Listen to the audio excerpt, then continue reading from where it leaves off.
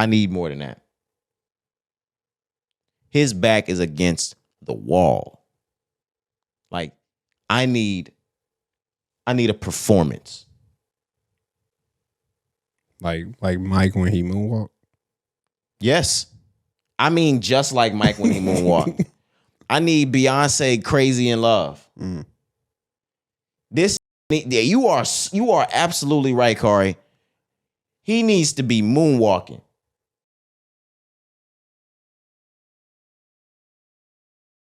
All right, man, let's get to the fucking business. Episode 227 of the Rise and Grind podcast. Your boy Roderick in the building. I'm Jakari, man. We here. It's Thursday, man. We headed towards the end of the week. Yes, sir. We headed towards Easter Sunday. Ooh. We headed towards 4-day weekend for most of us. Sheesh. 3-day for a lot of us. You got Friday off? Good Friday? Absolutely. Lucky you. Even if I didn't, I'm playing the religion card on this day. What you gonna tell them? Oh my gosh, this is a religious day. I need this off. This is Good Friday. We're headed into Easter Sunday. Do you give them a heads up or do you let them know on Thursday? I'll let you know when I'm not showing up on Friday. You gonna let them know Friday morning? Eat dick. Sheesh. In the name of Jesus. Oh, what? No, God forgive me. God forgive me. God forgive me. God forgive me. God forgive me. God forgive me. God forgive me. We like 2 minutes in. What's up? Nah, yeah. That's crazy. That was just jokes, man. All praise due to God. We're at Thursday. We've made it through. How you feeling? Good, man. It's been a long week, but I feel good. How you feel? It's been a long week. I'm not gonna lie. Yeah. I feel good. I didn't charge through this week. I don't know if I said this on the Monday pod, but I've gotten back into the routine of meditation, prayer every single day. Really? Jeez, man, it feels great.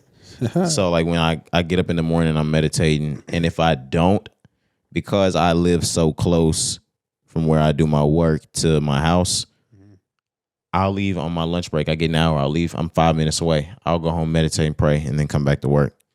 That shit'll recharge my entire day. I've just been using that to improve myself, improve my mood, improve my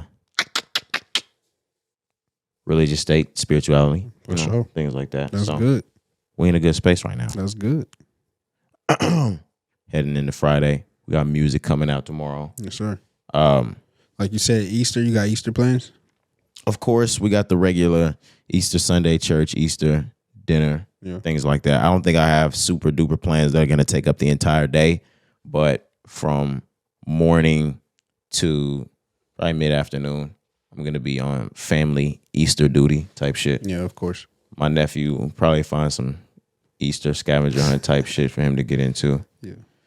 But other than that, no. Where the fuck did the Easter, like, where did it become less of like Jesus dying on the cross and resurrecting and more of like bunnies and chocolate and shit and baskets and scavenger hunts? I mean, wasn't it always like that? Even when we was growing up, was it not like that?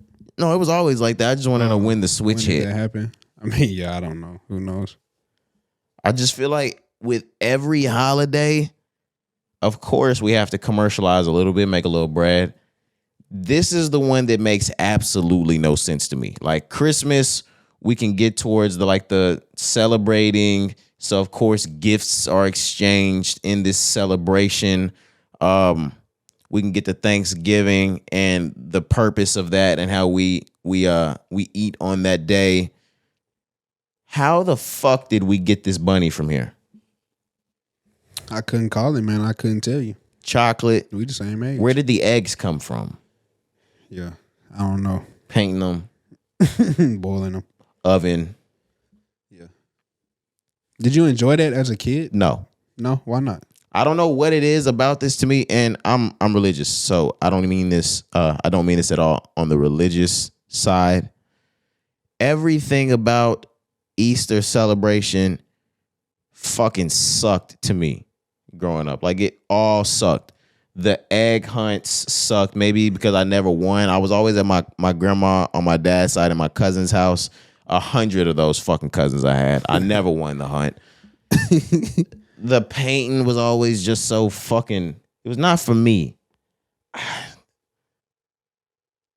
I don't know what it was about it. I don't know if it's the colors. I don't fuck with the colors. Damn. Like the purples and greens and yellows of spring and Easter. I don't fuck with it. Everything outside of Jesus resurrecting, I don't fuck with about Easter. Okay. I feel you. It sounds so crazy, and this might be a weird thing to say, but as a child, there were certain events, places, people, and things that you would do, and you kind of just felt like naked the entire time. Easter Sunday, I felt naked on those days. I don't know why. I fucking hated those days. And my parents would always put me in this big ass 2006 ass suit all the way to church, so I looked like the pastor when I walked in. Why the fuck did y'all do that? You ever had an all white one? No, they were always black, and I had some weird gold fucking tie. I got a bald fade the day before. Of course. Oh my God. That's another reason why y'all made me feel naked. I didn't look like me on that day. Okay. Y'all dressed me up like TD Jakes.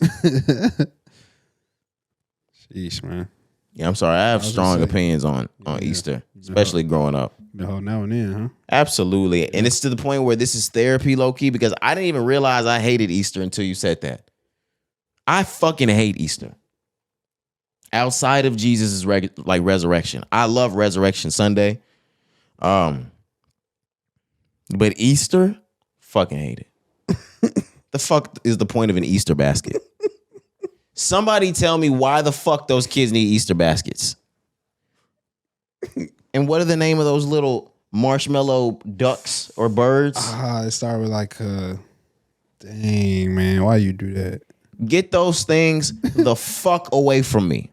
They're disgusting. Puffs? What are they? Puffs? Peeps. Peeps. Get those nasty fucking frosted, not flavored ass marshmallows away from me. I want nothing to do with them. Pez. That's when everybody. Why do the Easter baskets come with Pez? The little head thing that has the candy inside. Yeah. All right, I'm getting angry. I'm just letting you have it, man. I'm getting tight over here. I feel it. Niggas would have bike helmets and shit inside. Bike helmet? Nah, man, you really tripping. You ain't never had a hunt and with some money in the Easter eggs? Come on now. Corey, if you don't remember 3 or 4 minutes prior, I never won. I mean, I got to watch my cousins do shit like that. You got no eggs? My shit didn't have the money in it. I'm just saying, you making it seem like you got no eggs at all. See, now you got me about to talk about my. No, the winner probably had money in their shit or towards the end. Yeah. But no, if I found some shit, fuck around like fruit snacks in it or something. I don't want this shit, dog. Okay. Did you have fun on Easter? You had good Easters as a child growing up? Yeah, I never really had a problem with Easter. Corey was damn near the only child. He probably got 2 Easter baskets. Nah, I just really remember just going to church. I don't have too many Easter egg hunts. Of course, I did do it, but it wasn't something that I just had to do or look forward to. I remember getting to the point where I really didn't care to do that no more. But what I always remember was going to church at the end of the dinner after. You know what I'm saying? As soon as you leave church, we probably going somewhere crazy, getting full, and then just heading back to the crib. But nah. Damn, I hate Easter. I'm man, I don't have no bad memories. I am Easter. looking back right now. I probably used to get my ass whooped on Easter too. Man, I hate Easter. I got the Easter KDs. He did get the Easter KDs. If you remember, I'm a real fan. Man, of Easter. I was so fucking stupid growing up. What's up, Corey? The same Sunday we got the Easter KDs on the exact same day. Do you not remember? I went back up to Foot Locker and traded mine in for a pair of King Griffey's. For a pair of Griffey's, bro. Idiot. I know, bro. That's crazy. Who the fuck? I made really dumb moves. Mm-hmm. Oh yeah, for sure. You made a lot of dumb moves. I traded when it came to the shoes. my KDs in for a pair of Griffey's. Yeah. There was a point in time, I think in 9th or 10th grade, I wear a size 10 shoe, 10 and a half at the most. I wanted a pair of Gucci ones the day they dropped. I woke up a little too late. I missed drop day, so I came in late. They were like, no, we only got these 11 and a halves. I'll take them. So I booted my feet up. Oh my goodness. With, I think, about 6 or 7 pairs of socks. Yep. Just so I could fit into these shoes and wear them. I looked like La Cienega Boulevard as pulling up. I just want to let y'all know, when he came to school with these Gucci ones on, that was fresh. You know, we was really on the kick, so we had we knew when all the releases was coming Yeah, out. yeah. So everybody knew what to expect. We knew what they looked like. But on feet is a whole different story. I was the only one that wanted them too. Of course. And you mentioned you had got them. So, but on feet is a whole different view, a whole different story. So of course Correct. We waiting for you to walk up to pull up. You know what I'm saying? We not knowing at the time that you didn't get a shoe that wasn't your size, right? But anyways, I remember when you walking up and I see the motherfucking crease that you put in the toe of that shoe. Yeah. Over the weekend. Dog. And then I remember you either showed us or you just told us. I don't remember if you showed us the socks or if you just end up telling us. But whenever I found out, bro, I must have got on your ass. Like By 2 p.m., I had no circulation. Oh, yeah, that's what it was, bro. You was like, my feet hurt. Yeah. By 2 p.m., Man. I couldn't feel my feet. But no, I swear that I remember that. And then the crazy thing about it, again, you end up selling them hoes to somebody who actually wore that size. So it was just like, bro, it was no point. It was no point. But yeah, them Easter KDs, man. I was really trying to say this about like the shoe, but you really just went in on me. I mean, I know this was about me making not smart decisions. I'm sorry. I shouldn't have did that. But you ended it in saying like it made no sense. Damn. I wanted to rock them shoes, man. That's what sense it made. They ain't have a 10, man. Man, but you look flicked. You ain't care? What grade was that? That might have been 10th or 11th grade. It might have been 11th grade. If it was 11th grade, I did not care. We was all right at that point to where I could wear those. And we were in the era where there were a lot of fake shoes going around. So as long as your shoes were real, like I really didn't care. I lost my circulation over it though. You know, that's all I'm saying. Sometimes it's the price you pay. Sometimes it's the price you pay. Beauty hurts, man. Just kidding. Do we have somewhere we were going before, or do you want to jump to the music? I didn't even get to talk about my week. We've been. Oh, did we? Yeah, oh yeah, I'm sorry. Look at me being selfish, man. But No, fuck it. Let's go into the music. Fuck your week. Nah, my bad, bro. No, that's funny. Nah, Go ahead. It ain't nothing too extravagant that didn't happen, man. You know, just dealing with the crib, finishing up, getting remodeled my bathroom. But outside of that, man, I've had a good week overall. I've been chilling. I feel good. You stopped me for that? Yeah. Hey, fuck this nigga's week, y'all. Nah, I'm just playing, man. That's crazy. But good. no, my Easter plans, I'm probably just gonna pull up on my people. I know for sure. Are you doing church this year? Probably not. Okay. Probably not. You hate the Lord? Nah. Okay. Do you? Nah, I'm going to church. Nah, niggas never want to get hit with questions like that. That shit caught him off guard. I was like, damn, let me be honest. Yeah. If you hate the Lord, you can say that. It ain't even that. The Lord over my heart is we talk Fucking every day. atheist. We talk every day.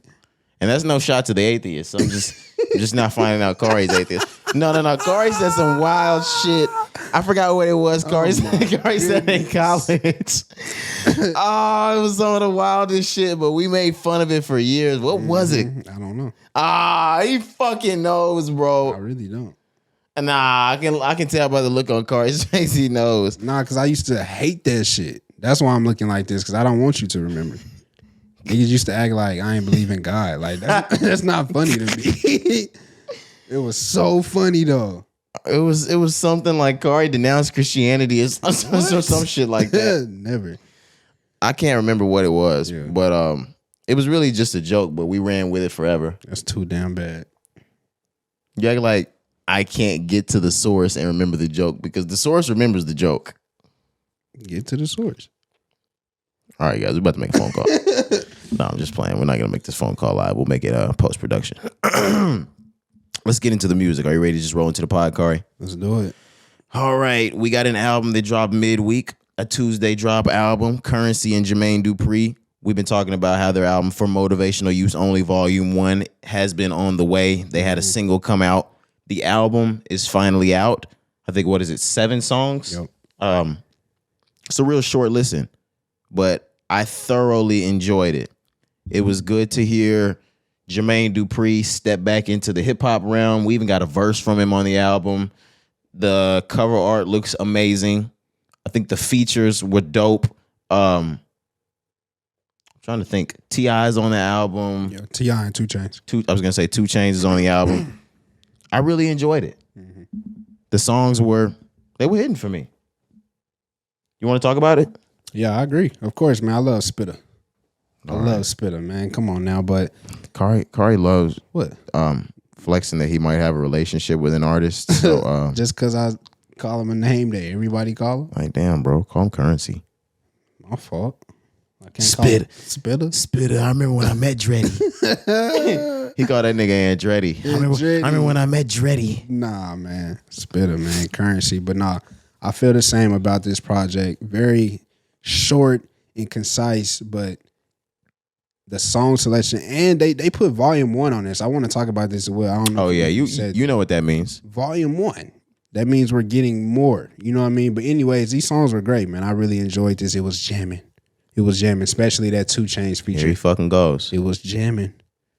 But no, I really enjoyed this project, man. It's a good little quick listen, only 20 minutes. You should definitely check that out. It's just feel good music. Currency has that flow that we talk about. He gets compared to like Larry June, Dom Kennedy, just like that underground. It's very much feel flow. good music. It's very smooth, very player, very honest rap. That's what I enjoy about Currency. Once again, guys like Larry, Dom, man, these niggas really rap about shit that they are really doing and really living. You could tell when the nigga really doing the shit that he's saying in his bars.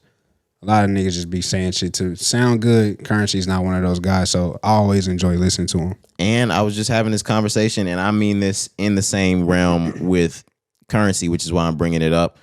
I was talking to you about Action Bronson, and same thing with Dom Kennedy, same thing with Larry June, same thing even with like a West Side Gun. Yep. I've gotten to the point nowadays where the music doesn't have to be about drilling or killing somebody, selling dope, or fucking things like that. All of the artists that I named, including Currency, they really just thrive off of talking about their life, the things that they do on an everyday basis, and the things that they fuck with, whether it's the clean clothes they wear, the food they ate that night. They just make the shit sound player, and they're really good at doing that. Mm-hmm. And I'm fucking with that nowadays. You don't have to be talking about something hard for me to fuck with it. As long as you are putting out the best rap, talking about with what you fuck with, do that. Oh my gosh, man. Of course. No, that's my favorite type of music as well. Like right now, or favorite type of rap right now. They're fitting into their own boxes. Exactly. Niggas just being themselves, man. Like you said, you explained it perfectly. This is everyday shit. Like this is from niggas waking up to when they go to bed at night. You know what I'm saying? They putting that into verses, into tracks, into projects. So of course, yeah, that I feel the same way. That's why I enjoy it so much, man. Especially somebody like Spitta. Like you don't have to be somebody that you're not. These niggas are making shit on. I woke up this morning. I put my robe on. I made turkey eggs and cheese and shit. But they make the shit sound so fucking player that you gotta listen to it. Then they turn the shit into a Versace fucking robe. Yeah. The ricotta cheese, fucking sourdough bread toasted. Toasted. Fucking West Side. They toasted the bread lightly. Boom, boom, boom, boom, boom, boom, boom, boom. Come on now. Yeah. But you gotta enjoy shit like that. I really fuck with the tape. If you haven't heard this, it's called For Motivational Use. It's only volume 1. Of course, like Kari said, expect another one on the way. But go check that out, man. Yeah, man. Shout out to JD. I'm sorry. Let me just get that. Absolutely. JD really showed, like you mentioned, man, I'm not just on the R&B side. And I know I've been doing this for 30 years, but I still got it, you know? And this is just the beginning because he popping out with Usher this year. You need that confession. He's just getting warmed up. He's just getting his feet wet again. Man. Come on, JD. Let's do it. Do you have favorites from this? I know Off the Lot has to be my favorite already.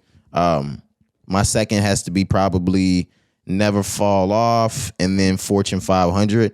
But I talked to you in pre-production as well about T.I.'s verse. He had a verse on this. He had a verse on Drama's album. Mm-hmm. He popping out. I'm fucking with T.I. right now. Yeah. T.I.'s probably going to drop something this year. More than likely. Yeah. He's starting to warm up, but I like the intro. So Jets. Same. That was one of my favorites. Fortune 500 as well. And then number 5, Screens Falling was cool. But yeah, a nice listen, man. Check it out. Absolutely. Let's go ahead and move on to things that are dropping this week. Ray Shrimmer's Shrimp for Life or Shrimp Life 4. You know it as Shrimp Life 4, but it's called Shrimp for Life. Yes. That means it'll probably be the last installment of the Shrimp shit. Shrimp shit. They've been going since 2013 or 14, so it's about time they wrap this era up. And it's headed out tomorrow. What are we expecting, Corey? No idea. No idea what to expect. I know we kind of talked about this on the previous episode, but I'm really just I'm just gonna have to see when this gets here.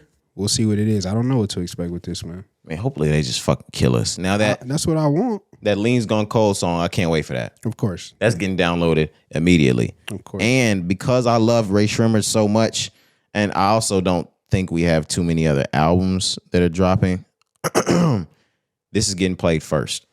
This is the first thing that's getting played we're in Texas, so 11 p.m. on Thursday night, tonight, moving into tomorrow. I'm playing Shrimp for Life first. Please, God, let this be a winner. Because the thing is, I really trust Slim Jimmy and I trust Sway Lee. So I know the music's not going to be bad. They just didn't have a hit to make it pop out. But this might be the type of album that once you listen to it, it's really B-side heavy and it's crazy melodic and it's good. Because when they jump into their feelings and how they feel about a girl, they get the job done. When have they never, besides Shrimp 3, but that's because they did the speaker box Love Below type shit and gave us solo albums on top of each other. Other than that, with Shrimp Life 2, they've given us what we wanted. And with Black Beatles on Shrimp Life 2, I don't even think that was a hit single until that, the Mannequin Challenge, until that shit started. So maybe they have a TikTok hit off of the album and it blows. Yeah, you say you think it's going to be the Eminem song, remember? Sample. Yeah, I just hope it's not disappointing. Please, God, don't let it be disappointing. There you go. I trust Sway Lee. Well, we can move on. Lil Yachty, we got a new single dropping tomorrow. It's called Strike.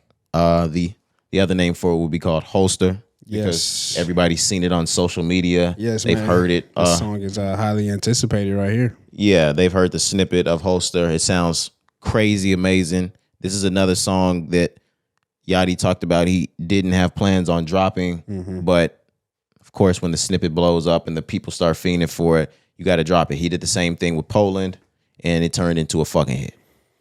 Yeah, absolutely changed his whole career around.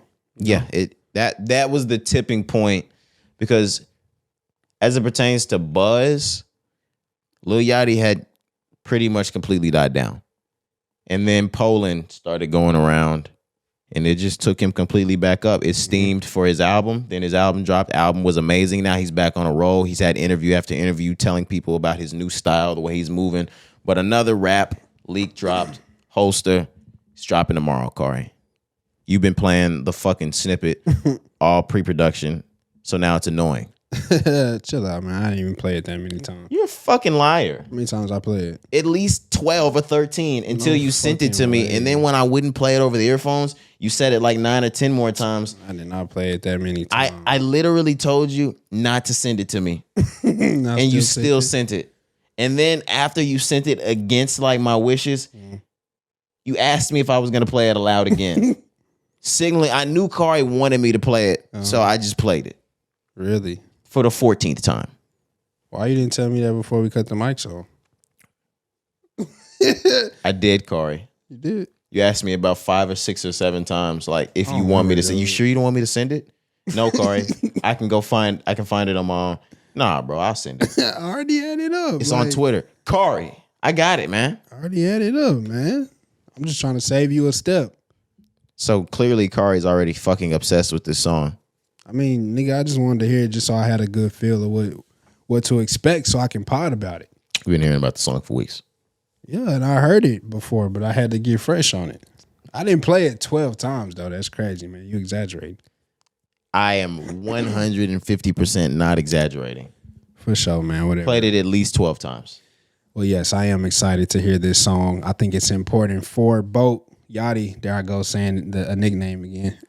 Like I know him. And before you move on, if anybody has a friend Oh my god. that they've recorded a story for Snapchat or for Instagram and they picked the song already, but they haven't picked the filter they want to use. So the song just keeps playing fucking over and over and over and over and over until they pick it. That's what Kari was doing with this fucking song. He probably played so many times, he didn't even know it was still on anymore. Probably, because I don't remember. Yeah, but go on. I'm sorry. I just had to get that out before you moved on. Nah, so I was just saying for Lil Yachty, for the progression that he's on right now with his career, like you mentioned, you know, developing this new sound, he's really had a rebirth to his career. He has. This song also, even though it's going to be more rap, this is important to Yachty because it's rap, don't get me wrong, but this has that type of sound where, you know how I said yeet, you really don't have an explanation or you can't really describe what his music is. Right. Yachty kind of sounds like that with this song. It's just like he's rapping, but he changes the flow. There's so many different beats going on in the song. But to me, like I said, I just think this is important for him because he's really headed up a path where Yachty's going to be respected as one of those guys. I'm trying to tell y'all. So, you know, we talk about, we just finished talking about Tyler, the Creator. We need to start talking about Lil Yachty in that conversation. And the only reason why I'm saying that is they go hand in hand. Because, bro, the sound of music, where things are going, it fits everything that Yachty is doing. That's why, like you mentioned, he drops the alternative album. He does all these interviews about the album, telling you how this is all I'm gonna do. The shit, the nigga even said the shit that I did in the past, fuck it. I'm on this new wave, you know. So nah, man, yeah, I'm excited for this song. Do you in whole believe that? Because believe what? That he's done with the rap and that he's only going alternative. Because I was gonna say, even outside of Holster, we have another snippet that you were playing in pre-production that's rap too. And that even speaks to the point that you had about him creating his own sound. With the way he vibratos his voice with the word Holster, you can hear him in the background of the next snippet kind of doing the exact same thing. He's really almost creating his own style of hum on some Don Toliver, Kid Cudi type shit. Look, I'm not even lying to you. Poland, right? The song, like we said, that kind of really woke things back up for him. The wah. That's called vibrato, guys. I was about to say, but I was about to even say, nigga, that's opera. Head ass. That shit sound like opera, bro. Yeah, like the actual like music term would be called like vibrato. Yeah, I know. But real shit. He's creating his own sound. Doing just that. It's nice. But can we also back up, because we got a preview from Offset, who will be releasing some new music soon for a song that he's gonna be dropping. Yeat, because you mentioned him 2 or 3 minutes ago. He came on the scene 2 or 3 years ago. This nigga's already completely influencing the game. If you listen to Quavo's track that just came out last week, he's got Yeat written all over the beat, all over the lyrics, the sound of it. There was just a snippet that came out of Offset's. Yeat is all over that sound.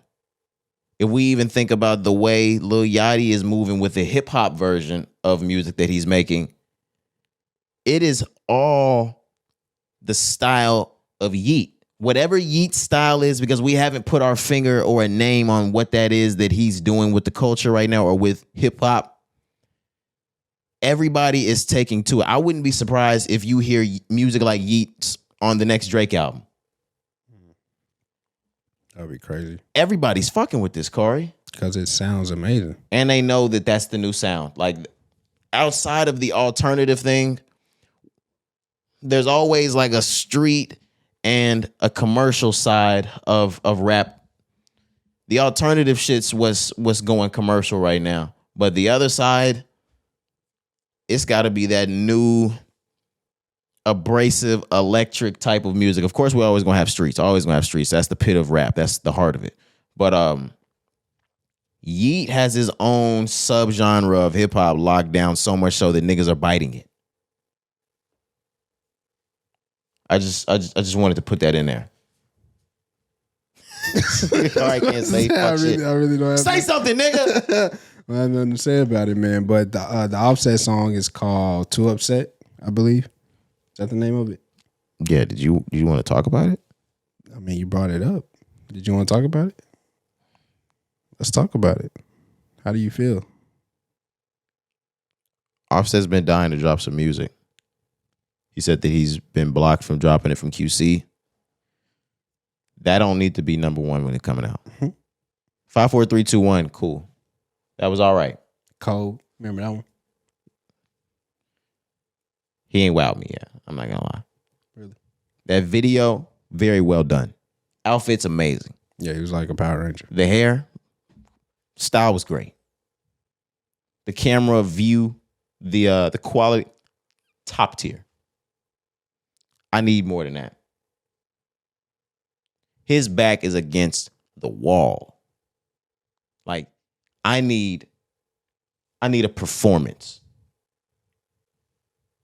Like Mike when he moonwalked. Yes. I mean, just like Mike when he moonwalked.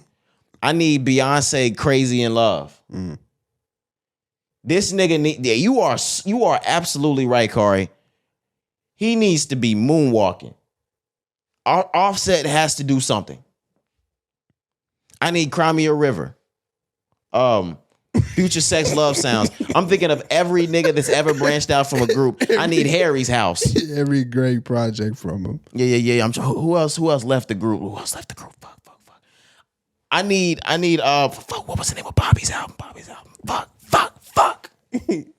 Don't Be Cruel. There it is, guys. I need Don't Be Fucking Cruel. That song he just put out? No. Yeah. It's like I said with Quavo, disappointing. But the thing is, and I told you, Quavo's back ain't on the wall. I told you in pre-production how I felt about it, so I'm going to explain it the same way to the pod. So the first time I heard it myself, I was like, okay, it's cool. You know, just one time I went on about my day. I talked to you, and you like, man, that shit trash. I'm like, all right, bet. Let me just go back and play it one more time. You know what I'm saying? Like, let me just make sure. And when you played it again, you heard everything I was talking about? Yeah. Second time around, I heard it, and I'm like, damn. That's trash, right? I was like, Say really not saying nothing. You know what I mean? Like he just kind of repeating himself. So I was like, all right, let me play it one more time. I played it 3 times, pod 3 times, right? On the third listen, I said, damn, this shit trash.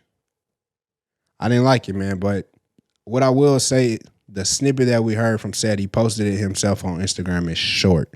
It really is maybe only the chorus or the bridge of the song. There's no verse.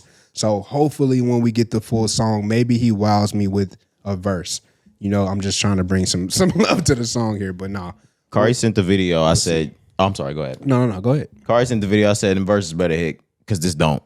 See, shit. I said it looks good, though. Yeah, same shit.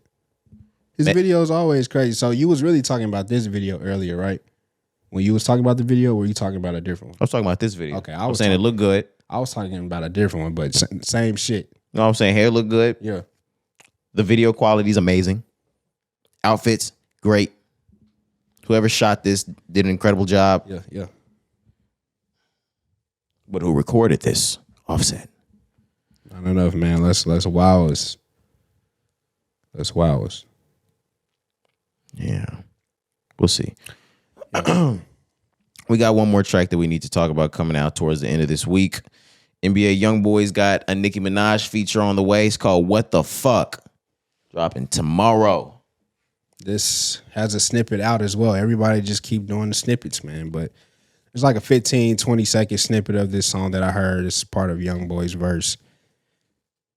I'm not excited to really hear this song. I'm going to be honest with you. I love both of these artists, YB and Nicki Minaj. But from what I've heard, I don't think I'm going to like the song.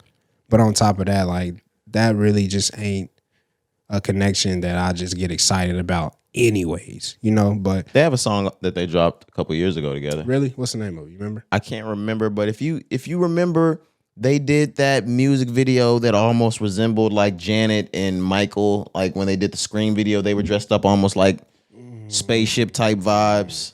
I don't know if I remember. Okay. But regardless, if the song sounds good, of course, I'll give big ups. It's just not something that I'm like jumping to the phone to play. Like, I want to hear that Yachty first. I want to hear that Ray Sherman, like we said first. They actually got a couple songs together. You remember What That Speed Bout? It was Mike Will made it, Nicki Minaj, NBA Youngboy, and on the last album, Ma I Got a Family, they have a song called I Admit Together. So I remember the one on his project, Ma I Got a Family, because Nicki did snap that verse. But the other one, no, I remember that one. You don't remember this What That music Speed video? Bout? I don't. Okay. I don't. It was a really big deal back then. But like you said, I don't know if it has to do with there just not being a whole lot of steam behind Nicki Minaj right now or a whole lot of talk behind NBA Youngboy's album. I wouldn't say I'm super duper excited for this dropping this week. And it's probably just because there's not enough push for it. But like, there's not enough push for these two artists at the moment for me to be excited about it. Because even if this song drops and it's great, okay, where are we going from this? I know we have NBA Youngboy's album dropping next week, but it hasn't pushed enough steam for me to be anticipating this. Right. And I'm not really that gone over the track dropping this weekend. So if it's great, but I'm not really just waiting on it. Mm-hmm. Feel the same. Shout out to both of them though. Y'all already know I'm a huge fucking Nicki fan, and I'm a huge YB fan. So I'll be listening for the track, but I'm not just dying over it this weekend. Hopefully it's good though. Yeah. Because I need good music from both of them moving forward. Where are we at with it next? Are we still in music or are we going to move on to news? Let's move on to news, man. All right, where are we at with it, Corey? Well, we got up first, Dreamville Fest. So you remember on the last episode, it was day one. Day one had already passed. We were recording on day two. Yeah, we were waiting Sunday. on Drake to pull up, you know. Yeah, we had Drake. already saw the Usher night. Right. Usher killed it. But yes, we were waiting on day two to see Drake, and J. Cole killed the stage, man. So were you able to watch it? I was not able to watch it, but I saw a lot of it after. I saw Drake. I saw Lil Wayne come out. Man. There were hella guests on that stage. Yeah, it looked like an incredible time. It looked like a damn near an emotional moment for Drake and Lil Wayne out there. It was like, no, I'm not gonna lie to you. Day two was special. Okay. Day two was special. So of course, J. Cole comes out first. You know, he rocks the stage. Drake comes out, rocks the stage. But what Drake did was something that I don't know if I've ever seen done at a festival. Maybe not. But he took some time to acknowledge everybody else. So he brought out Glorilla. I forgot he did bring out Glorilla. He brought out Lil Uzi, who you know is gonna kill the stage. I didn't see Uzi come out. Bro, he performed I Wanna Rock. You already know what Uzi does to a crowd. Uzi has some of the best crowd control I've ever seen in my entire life. Yeah, he can command the crowd. Bro, my entire life. So anyways, he performed that song. You know what that does. Then, like you mentioned, he brings out Lil Wayne. Okay. There's a whole emotional moment there, of course. He brings out 21 Savage. 21 Savage comes out. Okay. You know what I'm saying? I didn't see 21 either. Man, I hope I'm not missing anybody else. But anyway, it was crazy. It was crazy, man. So many people were there. It looks 50,000. And I saw a bird's eye view You saw that picture. It looked yeah. insane. It just looked like a great time. I'm not gonna lie to you. Like, even though I've always said festivals this, festivals that, how I feel, like, it was a lot of fucking people. I would have been uncomfortable for sure. But Yeah, another 50,000. The air might have got Travis Scottish. facts. But the show, the show overall was great, man. That's something we may not ever get to experience again. I don't think they can ever have a lineup. Aw, Like bullshit. Bro, that lineup was crazy. What you mean? There's going to be a Dreamville Fest next year, and I bet you they top it. I mean, I would hope, but it's gonna be really hard. You're going to need Chris Brown for day one. He gonna need Kendrick for shit show. He need Kendrick or Frank Ocean. You're not getting Frank. Dreamville's getting respect. The festival's getting respect. I ain't gonna lie No, to but you. I'm just talking about the fact that Frank don't pop out for nobody. This nigga drops albums and don't go on tour. But Kendrick would do it. Yeah, I think Kendrick may be the one next year. To me. But do you get the Kendrick Cole album with it, Corey? shut up, dude. I Never getting that album ever. I let that shit go probably, what's this, 2023? let that shit go in 2014. I was about to say high school. Yeah. I swear I was about to say in high school I let that go. I say probably 2015 for me, because if you remember, that's the year where they hopped on each other's song. They did like the Black Friday thing. Cole did a freestyle on a Kendrick beat. Kendrick did a freestyle on Cole's beat. So I think that was Black Friday 2015, if I'm not I mistaken. think it was 2014. It may have been 2014. I was about to say, It was but 2014. that was the last time where I was like, oh shit, maybe. But nigga, we not getting that project, man. This is why I told you 2014 was the last year I thought about that shit for reasons like that. No, it just went out the window. It became something that they I think they mentioned it one time, and the fans went berserk. We went berserk. We waited on it ever since. And then they got asked about it forever, and they were like, okay, when we have time in between our albums, we'll make the time to get that done. But they got too big. They got too big to the point where they had obligations. I have to drop this year. And the moment one was done dropping and they could take some time to relax, it was the other's time to drop their solo project. They were so big that they had to drop different times and not work with each other because there's no way they could drop together. Right. So yeah, just like you mentioned at the start when they weren't as big, the whole thing was like, when we finally get some time where we both not working, we'll do this shit. Year after year, right after each other, bro, they would always come, bro. It never was a time where the other one wasn't working.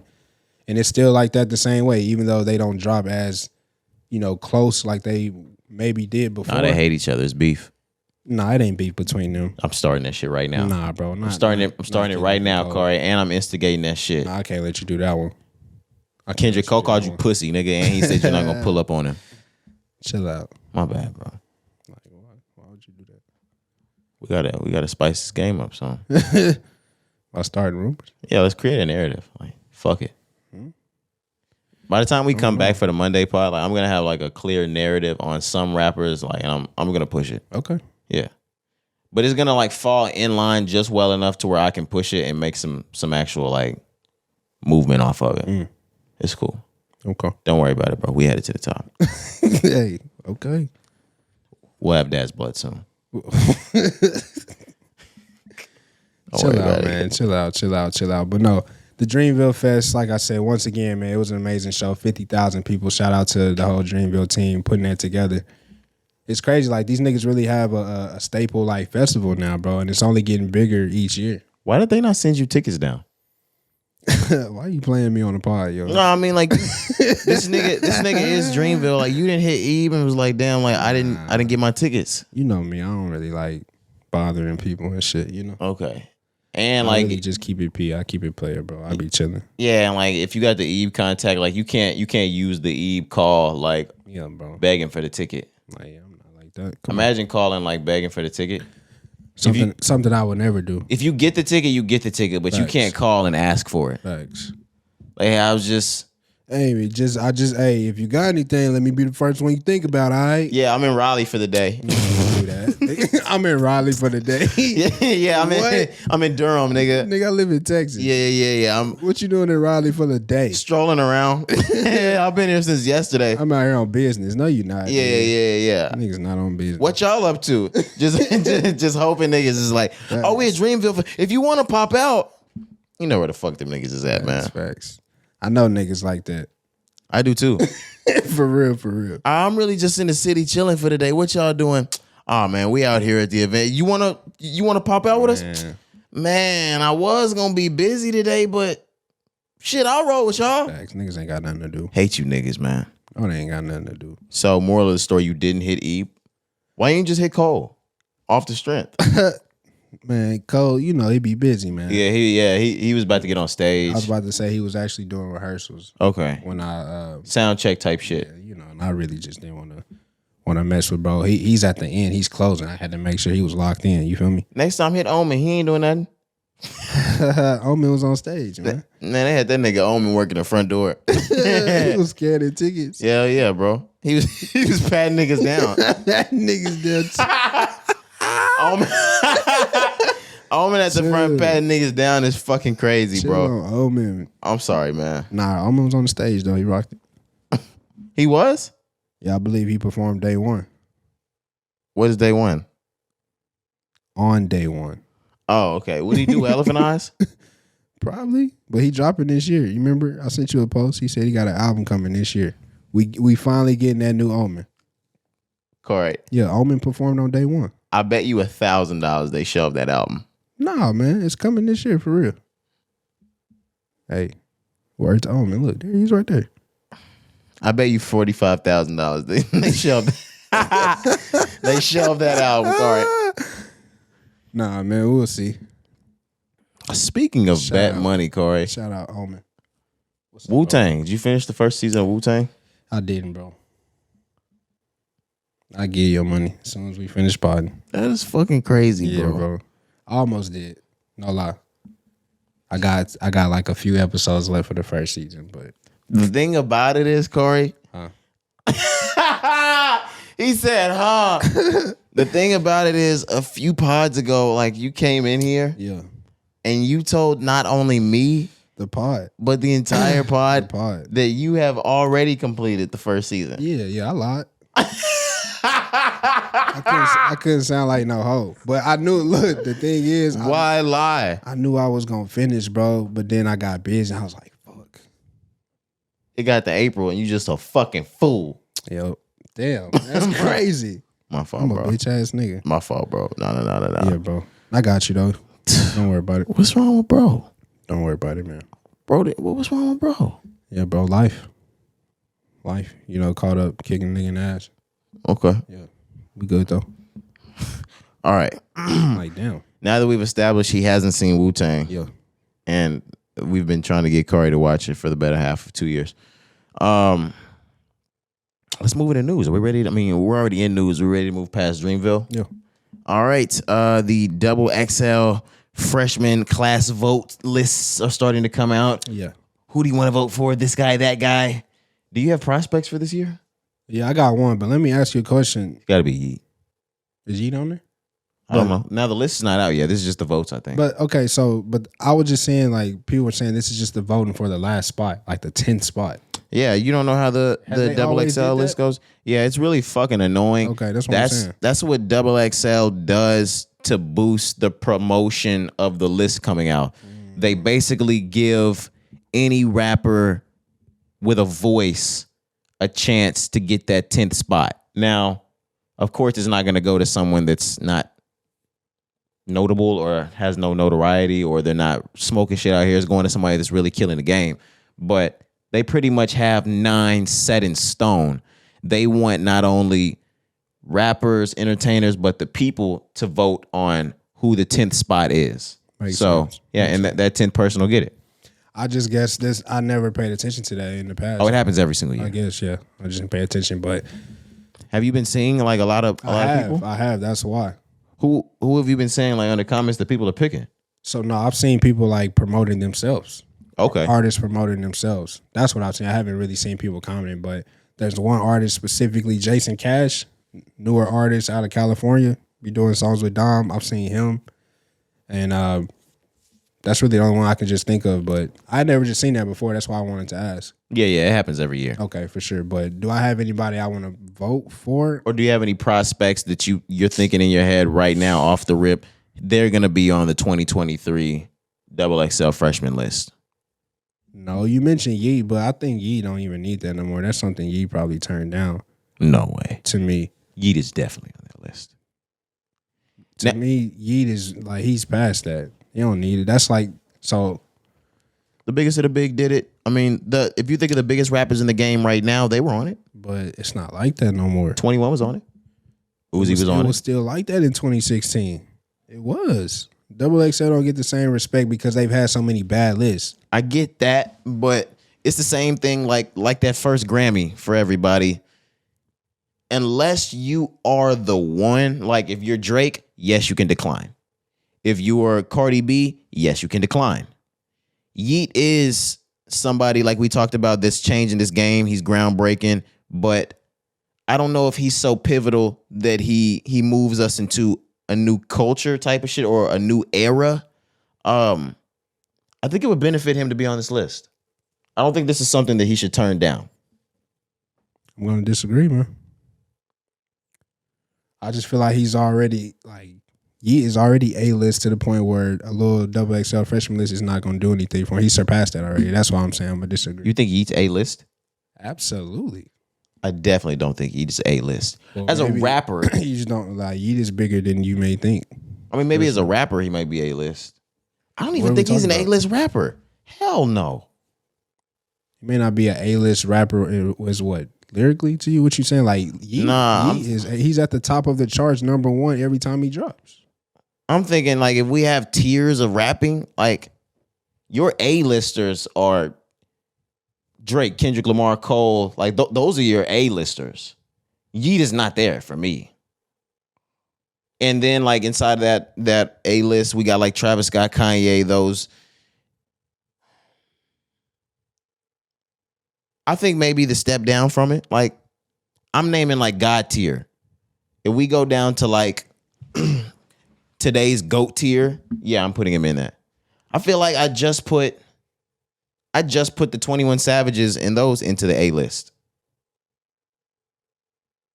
But I feel like maybe for me, Yeet'll be there soon. But I'm not putting him A-list yet.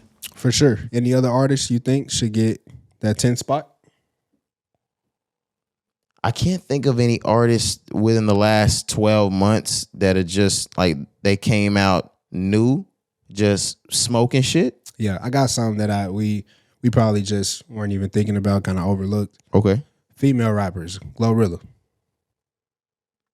Yes, absolutely. On the list. Because she Or definitely too missed. big. She missed last year. Right. So Glorilla, Glorilla definitely gets Ice Spice. Ice Spice. I was gonna say her next. You think she gets on there? Yes. I'm trying to see if there's anybody else that we're missing. I saw Rob 49. Rob 49 could make that list. He's one of the ones that if he made the list, it would be because people are just now starting to notice him. Rob 49 is far from new. What about Finesse 2 times? Finesse 2 times could make that list. I'm looking at something. What about Larry? Yeah, I guess. See, yeah, because To he's not me- new to you, right? Yeah, to me, but Baby Tron. I don't know. I don't think so. Maybe. I'm looking at a lot of people that they're saying are new. Blue Bucks Clan. Yeah, I can see that. Yeah, there's a few Yeah, man. that I'm starting to see here. Yeah, me too. Like I said, it's starting to make more sense. But yeah, like I said, that was just Tana Leon. of Central course. C. How can I be course. homophobic? Of course. My bitch is gay. Hitman in the top, trying to see him in topless, even the stick is gay. Hug on my brothers and say that I love them, but I don't swing that way. Demand them celebrate Eid. The trap still running on Christmas Day. Somebody tell Doja Cat, I'm trying to indulge and die. I love them niggas' accents, man. That shit funny, bro. But no, from between Ice Spice, Central C, Yeet. Who else did you say? I think we can start to make up a lot of the list for Facts. 2023's Double XL. Yeah. And outside of Yeet, everybody else taking that spot is not really questionable. Ice Spice could decline that shit.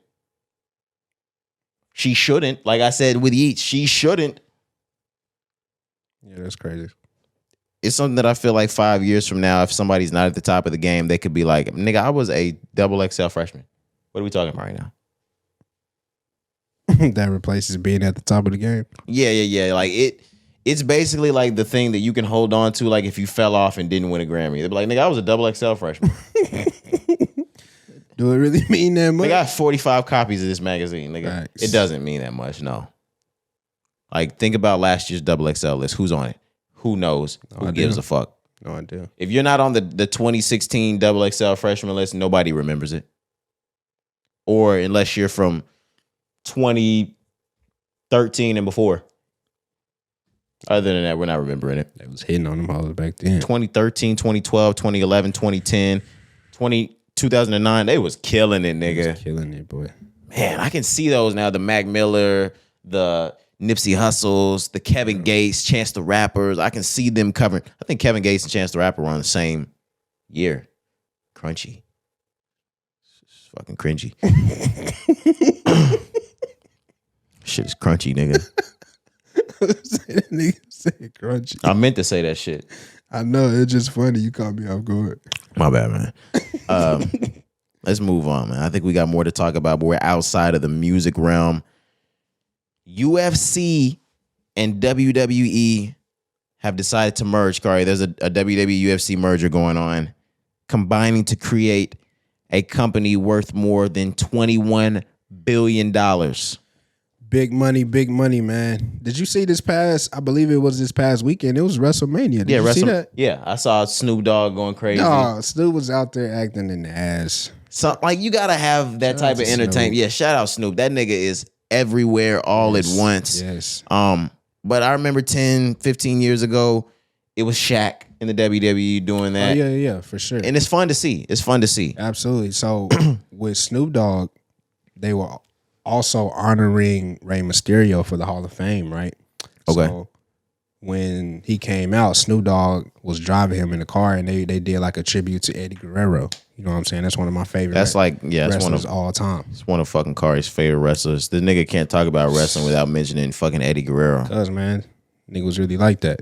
I didn't start wrestling. The real ones know. My bad, bro. Yeah, nigga, the real ones know. I didn't start watching wrestling until maybe my 3rd or 4th grade. If you can remember, and this is so fucking funny, and I don't know if I've told this story to you before. In 3rd grade, me and Kari had a mutual friend named Charles. Shout out Charles. He had a birthday party at his mom Duke's crib, and I think he got like the brand new SmackDown versus Raw that year, and we were all in the living room playing it. And all I can remember were all of us, and we were in 3rd, 4th grade. I think it was 4th grade, to be completely honest.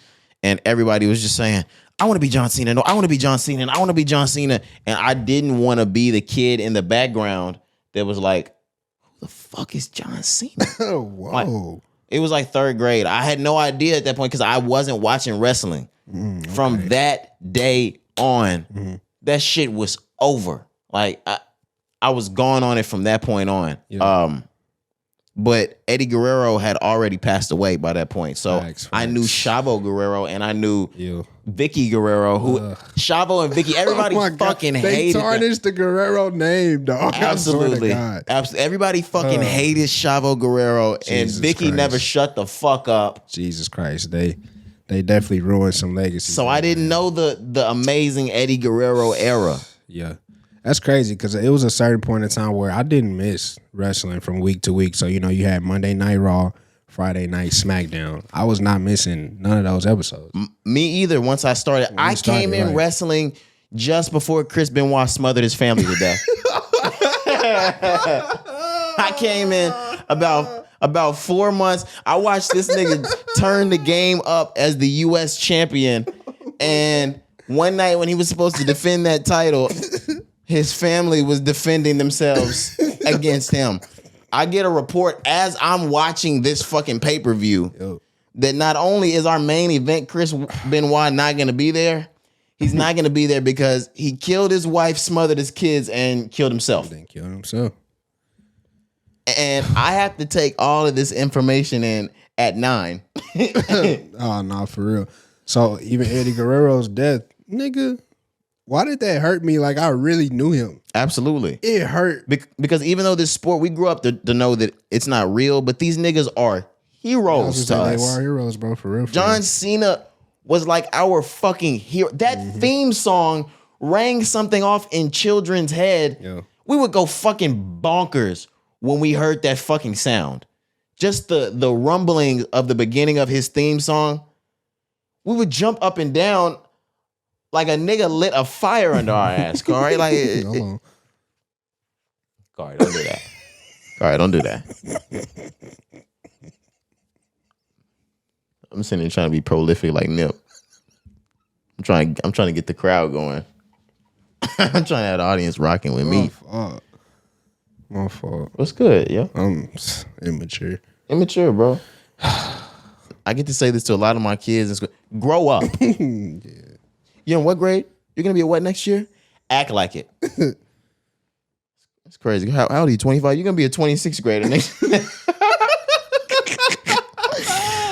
I'm trying to think about what grade we actually. Carl, you're gonna be in the 20th grade next year, nigga. You need to act like it, nigga. Nah, man. Going to the 20th grade is fucking crazy. Disgusting, actually. That's some law school shit. Whew. Shout out to y'all. I couldn't do it, man. I could not do it. But what we were talking about was WWE UFC. I want to go into a little bit more of it. Endeavor, which is the UFC's parent company, announced on Monday they'll be acquiring WWE's entire brand, and that UFC's MMA company will be combined into one publicly traded company. We didn't mention that before, so it's now going to be, they're going to get an IPO. They're going to be publicly traded. WWE and UFC will now be a stock that you can purchase on the market. Wow. The deal values UFC at $12.1 billion and WWE at $9.3, making the valuation of the entity $21.4 billion. It will be one of the biggest players in all of sports. One of the biggest plays in all of sports and entertainment. That's really amazing. I'm not gonna lie to you, to see that merger or that connection. And it's just weird because back to the time when we were watching WWE, it's always been controlled by one family, the McMahon family. You know what I mean? And now to see like that changing hands. Well, it's not necessarily going to change. Oh, it's not? It says right here. Okay. What's up? Because you can remember a couple months ago, they said that Vince McMahon was going to sell off a portion of it. This probably didn't happen because they merged. Okay. Longtime WWE promoter Vince McMahon will stay on as the new company's executive chairman. Oh, okay. Dana White will remain the president of UFC, and Nick Khan will serve as president of WWE. Ari Emanuel, the Endeavor CEO, will oversee it all. So the person that owns the parent company of UFC, they purchased the majority, so they're going to have 51% of the company, while the WWE shareholders own 49%. Endeavor's going to oversee the entire thing, but Dana's going to still do his thing over at UFC. Vince is going to do his thing over at WWE. Okay. But reading that was what gave me some peace of mind, because I didn't want to see vice versa happen to either company. I didn't want to see UFC start to gimmick out and turn into some bullshit that I would never want to see, because I love UFC. And the same way I love UFC, I love the wrestling family kid aspect of WWE, and I don't want them to tarnish that by bringing UFC's real life blood, gore, all that shit, because I like that you can have gimmicks in the WWE, that you can have characters like I'm not even gonna start naming characters because I haven't watched wrestling in forever, but yeah, in our time we had like the DX, you had like a Eddie Guerrero, you had Rey Mysterio, you had Carlito, niggas like that. Even if you weren't the top of the top, you had different gimmicks and different attitudes that kids could grow their favorites. You had the ones that you love to love, the ones you love to hate.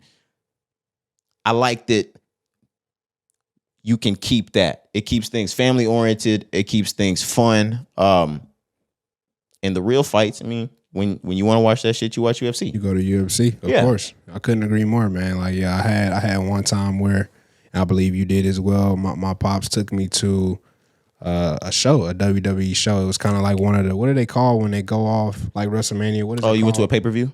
A pay-per-view. It wasn't something. I think it went to SummerSlam. Some shit like that. They was just at the AAC. But anyways, you know, my pops, I went to AAC as well. Yeah, my pops took me to one as a kid. So like you said, that's something you could take your children to and have it just be like a family outing, a family absolutely type thing. But yeah, I couldn't agree more. That's what's up. I'm glad. Because I was at first thinking that it was changing hands completely. And I'm now, like, damn, that's and now crazy. Everything's gonna change. Yeah, you know? The WWE will never be the same. Yeah, that's what I was thinking too. But I'm glad to hear that as long as Vince McMahon has his hand over the WWE, I know it'll be okay. Yeah, he's had his hand over since the late '70s, since the shit started, and it's been fine ever since. Yeah, I've watched a lot of documentaries, and I don't know if you're that into wrestling from growing up that you would care to watch a lot of that shit.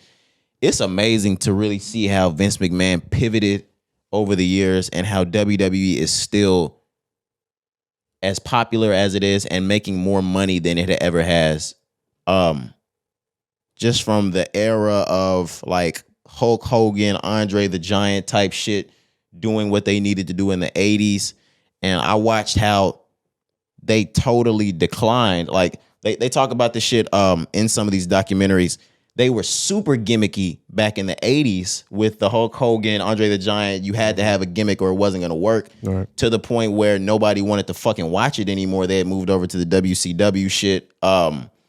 Niggas was starving for something real. They were starving for a real character, or the WWE was going to go out of business. Boom, enters Stone Cold Steve Austin enters arguably the greatest wrestlers of all time, Stone Cold Steve Austin and Shawn Michaels. And completely like them, they're known in WWE wrestling realm as the two wrestlers that saved Vince McMahon's business. They call them like the greatest wrestlers of all time. If you had to pick Stone Cold or Shawn Michaels, who do you go with? HBK. Okay, Shawn Michaels. I'm with you.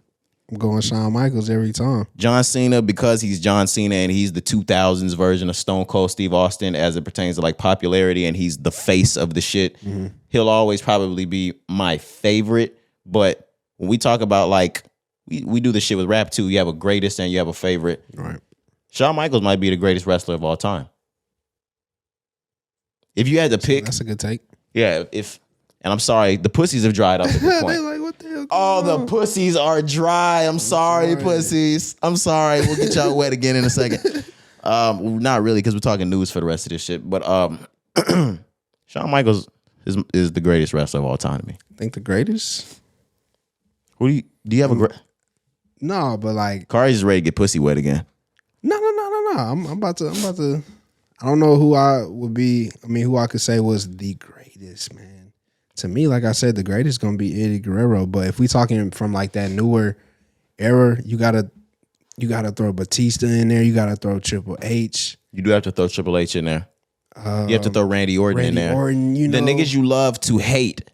Randy Orton turned into one of the favorites that people love to love as we stopped watching wrestling. Yeah. But when we were kids and young teenagers, Randy Orton was fucking hated. Yeah, bro, he was the villain in every situation. And during the John Cena 2007 to 10 era, the biggest one that you love to hate would be Edge. Fucking hate Edge. But The Rock. Nah, but when you go back nowadays, like you gotta love Edge. Fuck Edge, bro. Nah, you got Edge's back. Fuck Edge. I don't give a damn. Fuck you, cut. But no, The Rock, man. We missing The Rock. The Rock is arguably one of the greatest wrestlers of all time. I think he did a lot for the business. And when you watch the like if you were to watch the documentaries over it, you would see now. You can see how he's not one of the greatest to me, but he did so much for the business that you kind of have to put him in that conversation because you have Stone Cold Steve Austin who was put here to save this business, and Stone Cold needs an antagonist. Yeah, I feel that. Enters Dwayne Johnson, aka The Rock. Now he is the biggest star from this shit ever. Oh, of course, that's no argument. The Rock is the biggest thing that's ever come from the WWE. Yeah, that's no argument. But we know that. Damn, it's actually good to have this talk. I like this talk. Me too. I got one more. Jeff Hardy is one of my favorite wrestlers of all time. Jeff Hardy is one, as a kid, you could not like Jeff Hardy. Right, bro, because instant favorite. He's the coolest nigga in the WWE back then. He was fucking crazy. As a kid, you like crazy. He was jumping off doing front flips and back flips off the rope. Yeah. A wild boy for sure, man. Every Money in the Bank during WrestleMania. You watch like Money in the Bank to see Jeff Hardy. Yeah. Because you know he gonna do some stupid shit. Absolutely. Royal Rumble. Yeah. You watch that bitch for Jeff Hardy. He's one of them niggas that, like at the Money in the Bank type shit. He's the one that there's only gonna be two people left. He's gonna risk his life and freedom and his championship. He's gonna be the one that's tugging on the fucking shit at the bottom. Yeah. But he sees the nigga down there like moving around. He's getting up. He might do something. He's gonna jump off that shit just to jump on that other nigga, make sure he don't move no more, get right back on and win. Yep. Man, I fucking love Jeff Hardy. Jeff Hardy was crazy. Swanton bomb. I saw Jeff Hardy in a picture the other day throwing up Crip. I like him. I swear on my life, I like him a little bit more. Oh, swear to God. Oh my gosh. I was like, oh my God, is that Jeff Hardy throwing up Crip? Wow. I did not know that was gonna be on my bingo card. Yeah. The 2023 bingo card. Yeah, that's crazy. You didn't have that on it right there? Oh, he is throwing up Crip. Yeah, I'm showing Corey right now. I saw that this week. Bro, what is going on? Oh man, so he may be my number one favorite. Jeff Hardy's the greatest of all time. That nigga on the set, that's crazy. On the hood. Does that mean what he was? Does that mean that Swanton shit the entire time was Neighborhood? Wow. Shut up, dude. Imagine if Jeff Hardy was just throwing up Neighborhood the whole time. Jeff Hardy is hood. That is, hey man, that would be crazy. I promise that's something I never would expect it. That's crazy. That's funny. And the thing about it that I'm looking at, there's a tweet attached to it. Mhm. Once this happened, this was in 2017. In accordance with its gang policy, WWE has suspended Jeff Hardy for 10 days. They suspended that nigga in 2017 for doing that shit. I'm saying, yo, because he got them, them tees up for real. Like that's crazy. Damn. I fuck with that nigga Jeff Hardy. Yeah, man, one of the greatest of all time. Man, we're going to talk about some more shit that's the greatest of all time, but let's leave the WWE UFC shit. The NBA can smoke weed now, Corey. Yeah, I see. This is big news. Yeah, for sure. Now, we've known some NBA players that have been smoking weed for a long time, and we're not going to out them, but we've had some friends grow up or some friends of ours that we've seen go pro or they've been on FaceTime. Stevie has a lot of homeboys from the other side that ended up going pro. He'd be on FaceTime with these niggas. These niggas are blowing trees on fucking FaceTime. Yo. But you had to keep that kind of thing under wraps, or you had to make sure your piss or your blood or whatever it was clean by the time the season started, or you're not gonna be able to play. The NBA Players Association, or the NBPA, whatever you want to call it, they made a decision that that's no longer. They're not only gonna not test for marijuana, but if somebody were to be caught with it, they're not gonna penalize them for it either. That's good, man. And niggas already been smoking. So if you know from the bubble, Commissioner Adam Silver, they had already got to the point where they had stopped randomly testing, right? So niggas had already been smoking for 3 years. Absolutely. Because if you know when you're going to be testing, it's not random anymore. You know when to stop. Exactly. But then on top of that, the NBA, their Players Association, they just voted like a new, what is it called?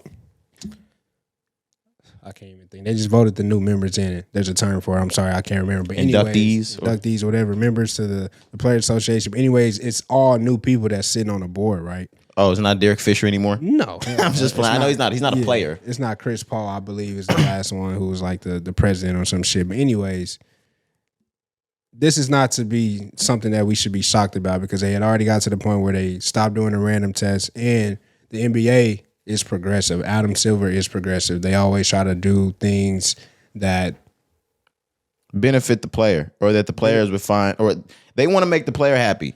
And they always do it first, you know, compared to the NFL, bro. Like they be on some other shit. The NBA is always the first to do something that's like progressive. They did the whole Black Lives Matter.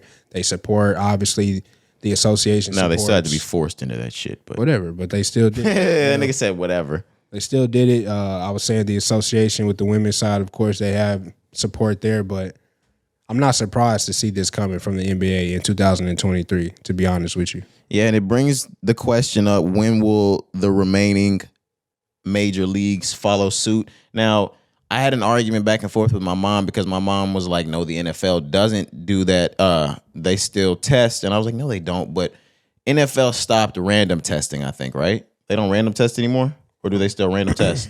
I think they're still random. Okay, maybe I'm wrong. The NFL, I could be wrong as well, but I mean, I know they still test for sure. I think so, maybe. I'm not sure. We could be wrong, but these guys know when they get tested, man. It just be, you know, it would be them points back in the day. Niggas just didn't care. And yeah, I was gonna say, and the thing about it, what Kari is letting y'all know is, without saying what needs to be said, the players even know the date they're going to be quote unquote random tested. Yeah. So much so that, like you said, if they fail, it's because they were careless or just did not care. AKA careless. I probably should have said something different. Moving on. Do you have any more to say about that though? Nah, that's it. We can move on. Let's talk about Donnie, Corey. Let's talk about Donald fucking Trump. Man. We said something last month about how everybody was talking about Donald Trump potentially being arrested. That kind of went away because I guess as soon as that headline was made, we were expecting him to be arrested immediately. Mm-hmm. That didn't happen. What happened was they built a case and 34 felony counts ended up being charged to Donald Trump. So much so that he had to be arrested to turn himself in and go to court on those charges. So on Tuesday this week, Donald Trump was arraigned. He was arrested, and he did court on Tuesday. Yeah. He was charged with 34 felony counts in connection with that entire Stormy Daniels sex tape payout, that bullshit. But yeah, Corey, it was highly anticipated. Yeah. Everybody wanted to see it, whether you liked it or not. Everybody wanted to see if we were going to get a mugshot, if we were going to see him in handcuffs. Yeah. You didn't see either, but you did see him being transported. You saw him in court. There was a lot going on. Yeah, like you mentioned, this was Tuesday morning. You had hit the group chat, and you was like, "Hey, Trump getting arrested live on TV right now." So I'm at work. I turned it on. CNN is must see TV. You know they streaming it on every channel. So Absolutely. I'm watching it on CNN just for like a little bit, maybe like 20, 25 minutes. I got to see him up until the point where he walked out of a so-called like door that he was behind. They say maybe he was meeting with his lawyers, and this is where they were telling him what the counts were, maybe, if I'm not mistaken. I was able to see him walk out and then go into the courtroom. Then just got to the point, bro, like they was taking forever. I really didn't care that much anyways. I just thought I was going to see something crazy, so let me tune in real quick. It got to the point I'm like, oh, this is going to take a while. I turned it off, but I was able to see the pictures and everything. You know, Trump, he's acting a fool, man. He's really using this as promo for his presidency run. He is. I really want y'all to know that. Like, he really on a promo run right But the now. thing about it is, like, can he even like do that? So Can he yes. run still? I mean, if these charges stick, of course not. But even if they're pending, can he still run? I guess so. The question is, do these charges stick, Corey? I don't know, man. I really, to me, because the number is so high, I think it's possible. 34 counts, man, that's a huge number because, damn, they said that he falsified records, right? If I'm not mistaken, but like, how many things can you really pull from that? It seems like a lot. So maybe there is something that sticks, and maybe Trump does get like a fine or something. Who knows? But Well, no, if 34 counts, if that shit sticks, he's going to fucking jail. 34 felony, and they're not even 34 regular counts. These are felonies. regardless, if he got to go to jail or if it's just a fine, if it sticks, you can't run. If No, you're a he can't. felon. No, he can't run. If you're a felon, No, he can't run if that can't sticks. run. What I was going to say is, throughout his entire presidency and every point thereafter, they have not found one piece of anything to stick on Donald Trump. These charges are not going to stick. Okay. It's crazy to think that 34 felony counts won't stick. I don't think it's going to stick. But I also didn't think Tory Lanez would end up in jail. Here he is. So, And you also didn't think that he would be elected president in 2016, Trump. did I say that? I'm just saying, did you? Did you really believe, like, when it first started that he would win? I didn't. I'll be honest. I didn't think Trump was going to win the fucking election. Yes. It's a right up until him winning the election. Yes, I thought he'd win, but I never wanted to see it. I remember that night like it was yesterday. No, we were together We was in in our college dorm. No, sir, we were in the trap. We was in the trap that night. Why you always want to bring up the trap? I don't always want to bring it up. That's exactly where we were, and we were there all night. I was there longer than you, Corey. Shout out E7. Yeah. Shout out E7 because we was. Is it E7 or A7? It was E7. Is it E7? It was I'm E7. tripping. We were E7. But from maybe 7:00 that night to you probably left around midnight when they called that he was going to win, that Donald Trump was going to win. You and K. Jones, y'all got up and left. Y'all went back to the dorms. Y'all went home. Maybe that's what I remember Me, so much. real dope boy activity, man. I spent my late nights in the track. Goddamn, like, I'm gonna be there all Niggas trying night. to forgot to get to these bands, man. Trump was coming into office. We knew shit was finna get shook up. Nah, for real. But I was so distraught and gone off of what I just saw that they really let this nigga win. Same. I stayed there staring at the TV for another 2 hours. I didn't leave the house till probably 1 or 2 in the morning, just staring at the TV of projections that were already said and done.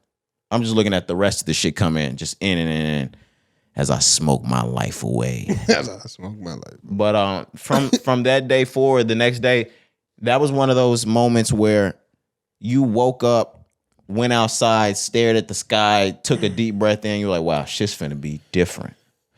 I remember it. It was like, man. Yeah, I remember days like that as well, like really stepping outside.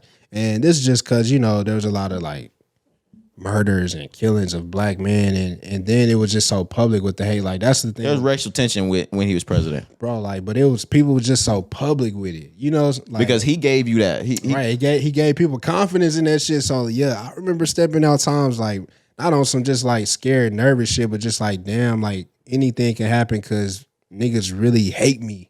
I remember the day after he was elected, stepping outside. It was just like, man, shit different. The world's about to change. About to change on me. I remember that. That's crazy.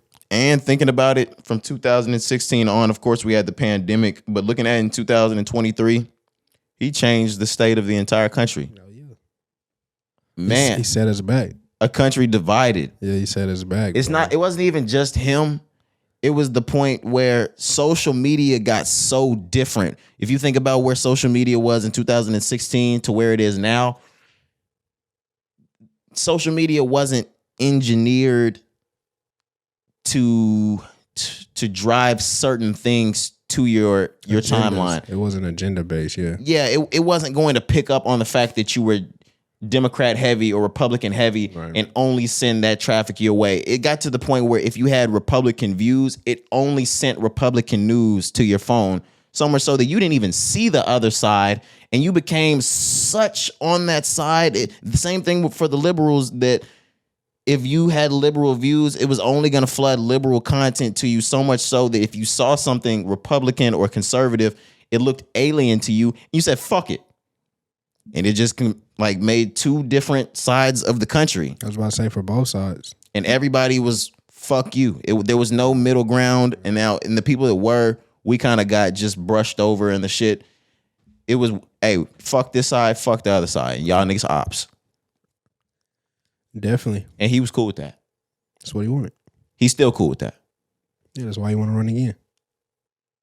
The country got dirty, man. Like, the world's forever changed, brother. This is the new norm. This is the new normal. This is gonna be the world that we bring our children into. You know what I'm saying? Like it's like that now, bro. Like, you know, and it's weird because your parents would always say when you were young growing up, like what we grew up in was different from what they grew up in. You know, we gonna be able to say the same shit. Nigga, give me George Bush back. The thing about let's start over. Bush and Obama, like I'll take Bush and Obama back. Me, I would. At least y'all wouldn't just in our face with it. You know what I'm saying? It's crazy to say that, like, after... Nigga, I'll take George Bush back. Facts. In place of Biden. Absolutely, bro. Go get George Bush. His little brother Jeb ran back in the... Why didn't we vote for Jeb? Why didn't we pick Jeb? It's tough. I don't like any candidates moving forward.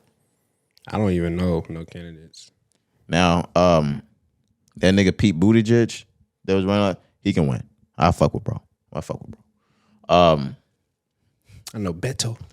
Corey, if Beto fucking runs again and loses, how many times can you lose before you win?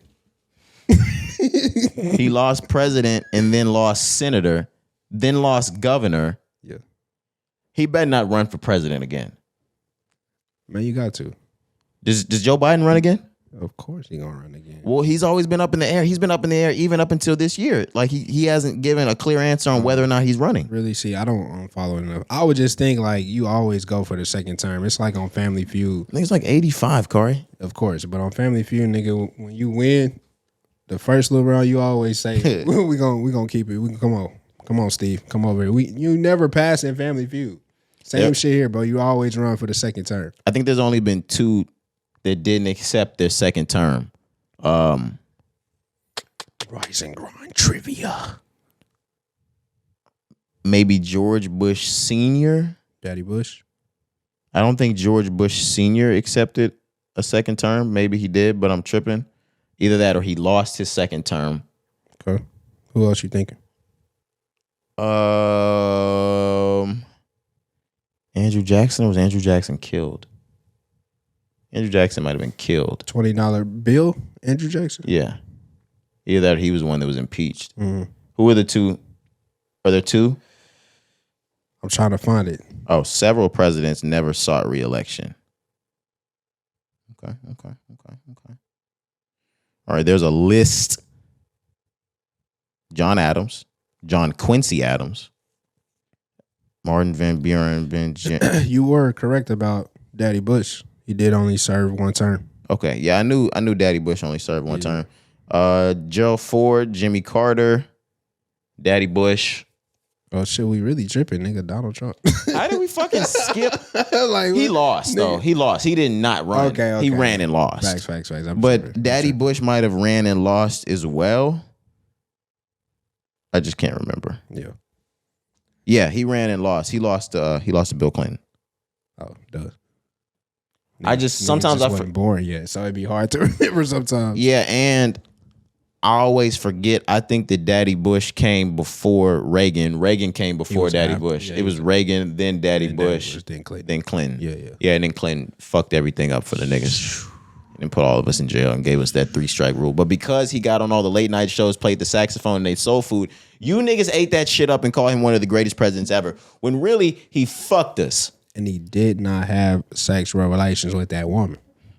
And then if we want to talk about the subprime, never mind. Not the subprime mortgage loan crisis. Yeah, the subprime mortgage loan crisis, where he made all of us blacks think that we could afford homes that we couldn't, and we signed off on all of them. And then 3 years later, he foreclosed on niggas. Mm-hmm. It didn't happen during his presidency, but that's how we get to the recession that we have. Oh yeah, he put niggas. He set it up in the Clinton administration to where that could happen. Yeah. But during the Bush. The end of the Bush administration going into the beginning of Obama's is where you started to feel the remnants of that, where you had the subprime mortgage loan crisis and the recession. Welcome to an education class, guys. Hey, welcome to government economics with Roger Taylor and Kari Gentry. On me. 101. Yeah, absolutely. Where are we at with it next, though? Moving on, man. So we got some weird news on Wednesday morning. Cash App's owner was stabbed to death in San Francisco, California. Yeah, this was weird. I got more on it from CNN. Go ahead. It says Bob Lee, the former chief technology officer of Square, which helped launch Cash App. This is the chief technology officer of Square, not just Cash App. So when you think of Square, you're thinking of more than just Cash App. Has died after an apparent stabbing attack in San Francisco. His death was confirmed by yada yada yada, the CEO of his current employer, MobileCoin. Lee joined MobileCoin, a cryptocurrency and digital startup, in 2021. And the note that that the person that announced his death put out was, our dear friend and colleague Bob Lee passed away yesterday at the age of 43, survived by a loving family and a collection of close friends and collaborators. They said he was a dynamo, a force of nature. He was a genuine article. He was made for the world. He was made for the world that is being born bright. Whatever, guys. I'm sorry. I didn't mean to do that. But nah, man. So what I really just wanted to get to with this, of course, rest his soul. Prayers for his family and all of that, because it's where he was only 43 years old, and of course he is obviously an important guy. So I know that loss, to have it be so sudden like that, like being stabbed to death on the streets, I think, if I'm not mistaken. Yeah, we need some backstory to this. Right. It's just crazy. But anyways, what I want to get to, man, this is not the first time that we're hearing about all of these fucking deaths with all this cryptocurrency and everybody. Oh my gosh, Kari. Everybody that fucking owns all these companies, bro. Whoa, Kari. Whoa. What's up, man? Because coming into this, I was like, man, I hope the conspiracy theorist shit doesn't start, because even me, I'm a conspiracy theorist, of course. Guy. That was my brain went to that immediately. But I was forgetting about all of these cryptocurrency disappearances, gone missing, murder. Whoa. And and Cash App is definitely a hub for cryptocurrency. Yes, I was just about to say that. Ain't that weird, yo? We need to get down to the bottom of why these niggas are being murdered. And if we do get down to the bottom of it, we need the exclusive content, that shit, because we're not going to put this out on the public and get murdered like these niggas. Shit. Corey, oh shit. Yeah, man. That's when like I said, when I saw the article come through, I had that thought immediately. But who's to say? Who knows, man? Hopefully they can get down to the bottom of that, because it does, like we said, just seems to be a sudden death. So this is the police report. This is from San Francisco Police Department. It says, officers responded to the report of a stabbing early Tuesday morning in the Rincon area of San Francisco, where they found a 43-year-old male victim suffering from an apparent stab wounds. The officers rendered aid and summoned medics to the scene. The victim was transported to a local hospital with life-threatening injuries. Despite efforts by first responders, the victim was succumbed to his injuries. So it's just weird, man. It's just very weird. Like I said, I don't want to go just super deep into it, but this is like the fourth or fifth owner of a cryptocurrency company, affiliate, whatever. It's been murdered. They either end up missing or they are killed. And it's crazy, but who knows, man? Yeah, let's keep an eye on that. And let's try to get down to the bottom of that shit, Corey. For sure. I think we're pretty keen with that shit, so we can find some clues. Blues Clues. It's fucking crazy. Oh, man. But let's go ahead and move on. We got more shocking news to report. McDonald's has reportedly temporarily shut down their U.S. offices, and they're preparing for layoffs. They're preparing for layoffs in their corporate offices, but I can only assume this is going to trickle down.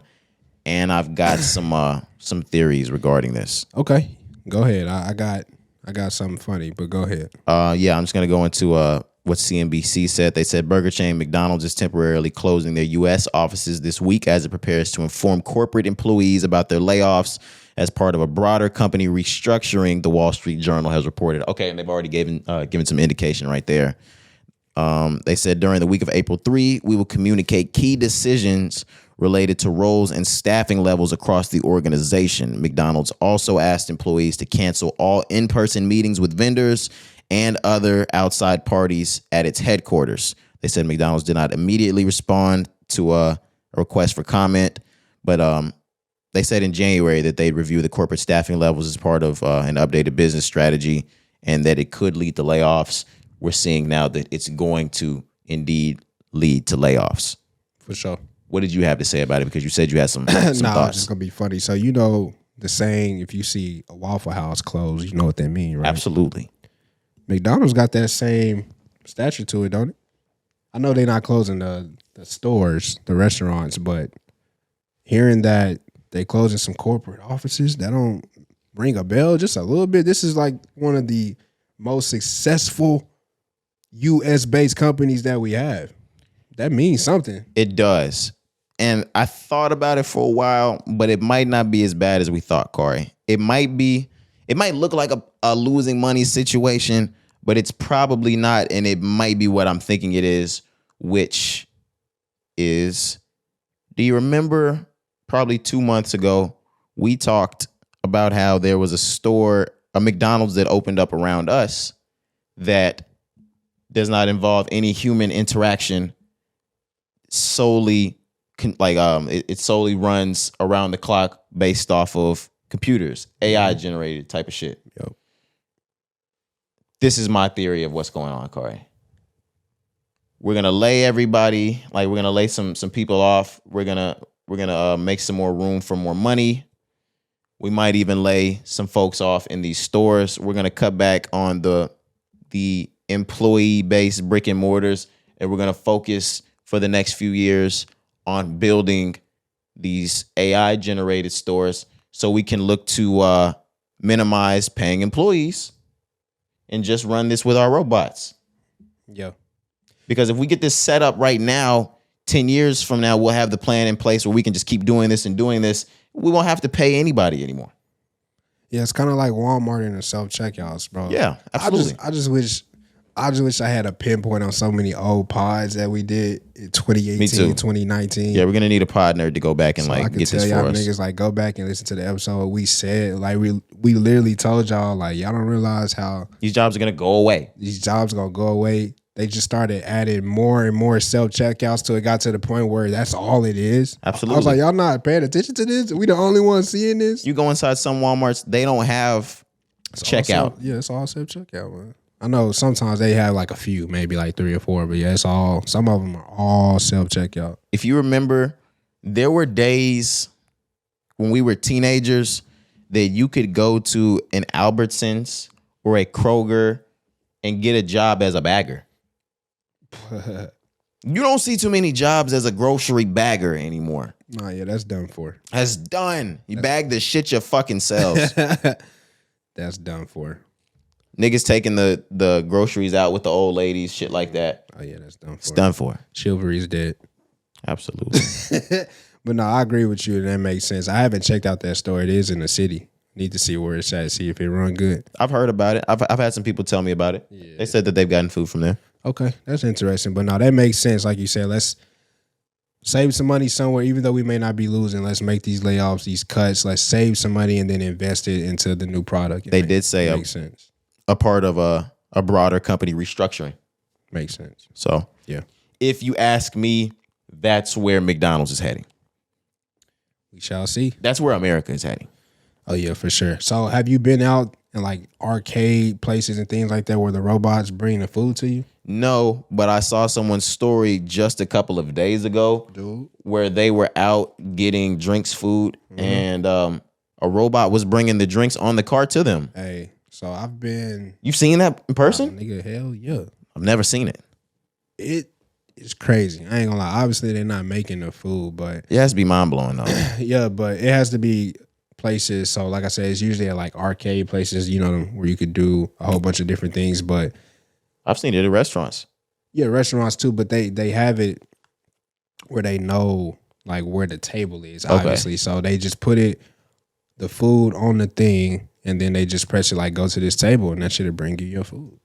It's really crazy. I ain't gonna lie to you, but we are headed in that direction for sure. Have you seen the Amazon and Uber Eats robots that are traveling down the street on the internet? Yeah, on the internet. Yeah. I haven't seen those in person. They haven't come to Texas yet, I don't think. At least not to our area of Texas. Gotcha. Okay. But yeah, the way things are changing is fucking mind blowing. Have you seen the robot lawnmowers?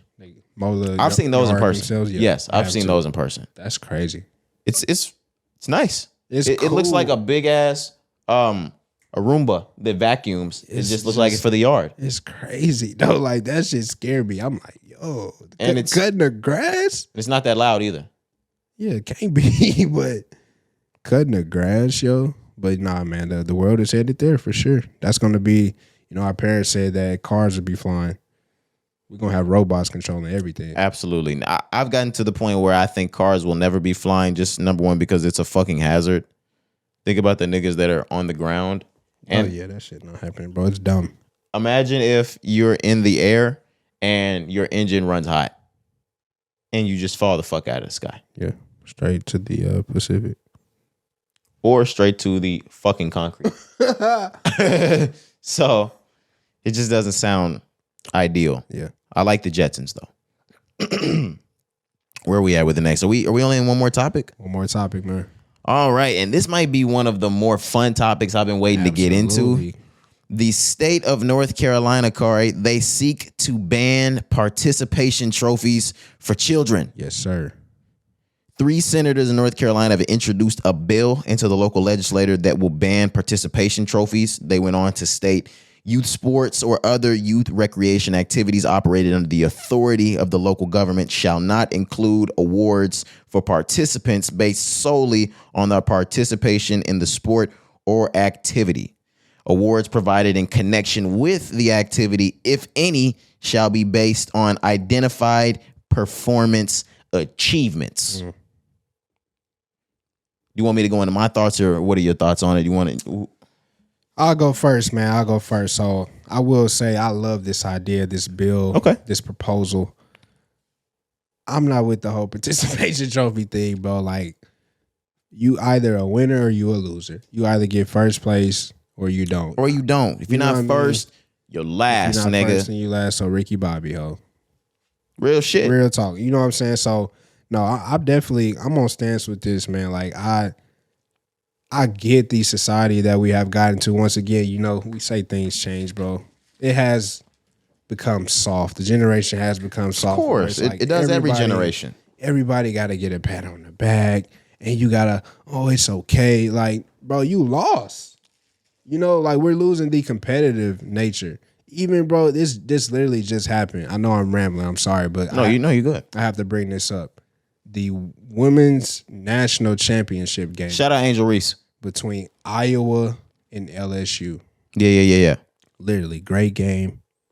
Great game. Obviously, LSU put on a show and they win, right? Did you not see the first lady, Jill Biden? Invite both of them. She wants to invite the losers to the White House. Joe Biden was probably looking at her like she was fucking crazy because Joe Biden knows sports. And he was like, hey, look. I'm like, yo. That's pure racism and that shit. What are we talking about? Like, Nick, they lost. When the fuck do both teams from the NBA Finals get invited to the White House? Bro, like. Why do you invite the losers? It's because you feel bad for that little white bitch because we danced on her ass like fucking AI did Tyronn Lue. Now, granted, they didn't go on to win that shit, but people just can't stand to see an unapologetic black woman, an unapologetic black woman win and then not be sorry about it. Talk about it, man. Like, she dished this shit out. Caitlin, or what is it? Caitlin Clark from Iowa. She dished the shit out. She was doing her John Cena, you can't see me type shit. And when they got that ass whooped, Angel Reese handed it right back. And that's that. Everybody can't stand. They called her a sore loser. They said that she's what was it? She's shaming the game. Yeah. Not classy, ghetto. Not classy. Shut the fuck up. It's crazy, man. It's crazy. But yeah, shout out to them. Shout out to LSU winning that ring. Yeah. But back to the participation awards. Right. So just with that, man, like I said, I'm on stance with not having participation awards for children. I just think it creates like a mentality that's you really not going to be successful in life. You may have situations where, of course, bro, everybody has luck in certain places, bro. But if you don't never... To me, if you don't ever learn from a child standpoint, like how to, when you get knocked down, how to get back up, how to try again. Like if niggas just get a pat on the back all the time for losers, bro, you create a society of losers. Like what the hell? So nah, let's do away with the participation awards. I'm on board with that. When I was young and I started playing basketball, I started playing in the first grade. I was 6 years old. I cried every single game that I lost. Second grade, my second year came. I cried every single game that I lost. When third grade came, my dad looked at me at the beginning of the year. You're not crying any more fucking games. Like he meant that shit. He was starting to groom me out of it towards the end of basketball season. My second grade year, he was like, hey, I'm giving you some games, but that crying shit after every game, I understand if y'all have a close game and it's tough, but that crying shit, you cutting that shit the fuck out. Now, I understand, like I said, every generation considers the next generation softer. We see the new generation as soft. Our fathers see our generation as soft. Their fathers saw it as soft. So much so that the crying after every game, you could even see that as toxic masculinity because, of course, if I wanted to cry, I would cry. But nah, in sports, that shit was soft. So, granted, myself and Kari, we were pretty good at basketball. We were always winning championship type of roles when we were growing up. But I remember the very first year because our basketball league that you and me grew up in, there was a year that they stopped participation trophies while we were young.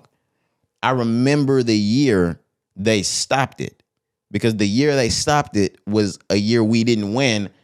And I was waiting to get called up to get my trophy and we didn't get a trophy. And that shit fucking hurt.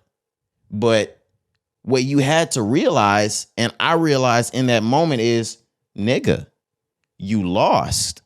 You don't get a trophy for losing. You don't get a trophy for trying hard. Fuck that. Try harder and you might win and get a trophy next time. But you're going to sit here with nothing because if you give out a reward for losing, become a loser. What prize is there for winning? If everybody wins, nah, fuck that. I understand the freer, nicer, peaceful time that we're moving into as it pertains to energy, but no. If you're not first, you're last. A loser's still a fucking loser, and there's lessons to be learned in life by losing. And we don't need to reward losers and fucking E for effort. You get an A, a B, a C, a D, or an F. Fuck the participation trophies. I'm 150% on board with North Carolina banning participation trophies. I didn't know this was something that was a real law that needed to be passed. Every state in the United States should ban participation trophies. You're sending kids the wrong message by giving participation trophies. That nigga said, take that shit global. You feel me? Fuck it. Oh, but we're probably the only country that does that shit. You know how other countries are. Western philosophy is a lot softer than most. Absolutely. If you go over to some of these European or Middle Eastern and Asian countries, I guarantee you there are no participation trophies being given out over in Asia. They probably not getting no trophies at all. Unless you're first. Shit. Real talk. Nah, man. This just made me think of a story. I promise you. I remember AAU basketball, like you mentioned. Championship game. You should have knew you weren't getting participation in AAU. Lose the championship game. After the game, you have the little huddle with your coach at the bench, little speech. You have the trophy ceremony. Yeah, I was going to say you got the award ceremony. We watched that team get first place, the trophies that we want. We get our second place trophy. It's just one trophy. I believe first place, everybody got a trophy. I could be making that up. Maybe it was just one trophy, but I know for second place, we got one trophy. Coach had the trophy as we're walking out of the building. We finish up everything. We're walking out. I know where this is going. I love it. Let's do it. We leave the building, walking outside to our cars. My coach takes that trophy and throws it like fucking, who's the best quarterback right now? Patrick Mahomes in the motherfucking parking lot. Good. Is that Coach Battles? No. Okay. Timmy. Oh, okay. Timmy. Okay. Yeah. Timmy threw that trophy so far Shout out. in the parking lot, bro. And you just saw that bitch break into pieces. And I wasn't even mad. Darian was mad. Darian was hot. Shout out Darian. You was mad. But I wasn't mad. I was just like, damn.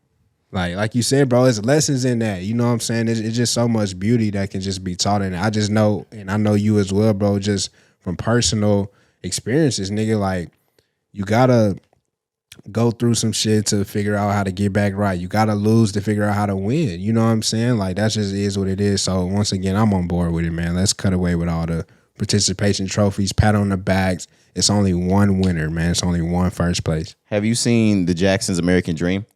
Absolutely. I've seen the 5-hour BET special. Absolutely. Multiple times. Do you remember the portion where they were in a contest and the winner got a record contract and the second prize won a color TV? Mm-hmm. They got second and they got the color TV. Them niggas was so fucking lit for that color TV. Joe told them to get in the fucking car, man. We ain't get no goddamn color TV. It's for losers. Boy. Them niggas was home sad looking at that black and white. I wonder who got the color TV. Not y'all, nigga. Not the Jackson We're not picking up no fucking losers trophy. That's me? exactly what your coach said. Fuck this losers trophy. Yep. If you have a participation trophy, you shouldn't even be proud of that. You should be saying fuck this because y'all gave me a losers trophy. I want the big one. Crush that shit and do better next year. I think that's how we should end. Let's get out of here. All right, man. Let's go ahead and get into our songs of the week. We'll see y'all on Monday with episode 228. It's your boy Roderick. I'm Jakari. All right, man. Let's go ahead and get out of here.